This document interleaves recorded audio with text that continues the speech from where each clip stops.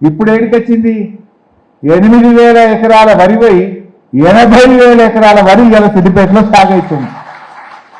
8,000 ఎకరాల వరి ఎక్కడ, 80,000 ఎకరాల వరి ఎక్కడ? ఇది ఎన్ని రోజులలో అయింది? ఒక్క 6-7 ఏళ్ల కిందనే. కాళేశ్వరం నీళ్లు సిద్దిపేట నేలను ముద్దాడితే ఈ ప్రాంత రూపురేఖలే మారినాయి. అప్పుడు యాసంగి పంట అంటే 5 ఎకరాలు ఉన్న రైతు కూడా ఎకరమో అర్ధెకరమో గంటే నాటేసుకుంటాం. ఎందుకంటే నీళ్లు ఉండే, బావిల నీళ్ళు తగ్గుతుండే, బోర్లు ఎండిపోతుండే. మా అంటే 1 ఎకరం వేద్దరు. ఇప్పుడు చూడండి, 5 ఉంటే 5 బరాబర్ వేస్తాడు, 3 ఉంటే 3 ఎకరాలు బరాబర్. ఏనైనా అసలు ఇంత ఖాళీగా కనబడుతుందా? ఈరోజు 80,000 ఎకరాల వరి ఈరోజు సిద్దిపేటలో సాగైతుందంటే నాడు కేసీఆర్ గారు ప్రభుత్వం తెచ్చిన కాళేశ్వరం ప్రాజెక్టు కాదా?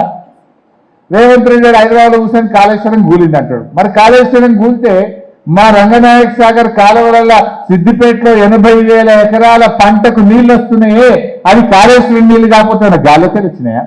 ఆకాశంలోకి వెళ్ళి రేవంత్ రెడ్డి పోతుండా? రంగనాయక సాగర్ కాళేశ్వరంలో గట్టలేదా? మా కుడి కాలువ ఎడమ కాలువ కాళేశ్వరంలో భాగంగా మనం తవ్వలేదా? ఇలా దుబ్బాకైనా, గజ్వేలైనా, సిద్దిపేట అయినా, మెదక్ అయినా, అటు యాదాద్రి జిల్లా అయినా, ఇటు ఉస్నాబాద్ జిల్లా అయినా, ఇటు మానకొండూరు జిల్లా అయినా, అటు సిరిసిల్ల అయినా, ఇవన్నీ ఎట్లా బారుతున్నాయి? కాళేశ్వరం ప్రాజెక్ట్ కిందనే బారుతున్నాయి కదా. రంగనాయక సాగర్ నిండు కుండోలో ఉన్నదంటే అది కాళేశ్వరం నీళ్లు కాకపోతే ఏంది? మల్లన్న సాగర్ నిండు కుండోలో ఉన్నదంటే అది కాళేశ్వరం నీళ్లు కాకపోతే ఏంది? మొన్న అంతగిరి రిజర్వాయర్కి వెళ్ళి ఎమ్మెల్యే పోయి నీళ్లు లావట్టి గేట్ తీసిండు, అది కాళేశ్వరం నీళ్లు కాకపోతే అంతగిరి ఆడికెళ్ళి వచ్చింది. జూటా మాటలు మాట్లాడుతూ అట్లా చెప్తా ఉన్నారు.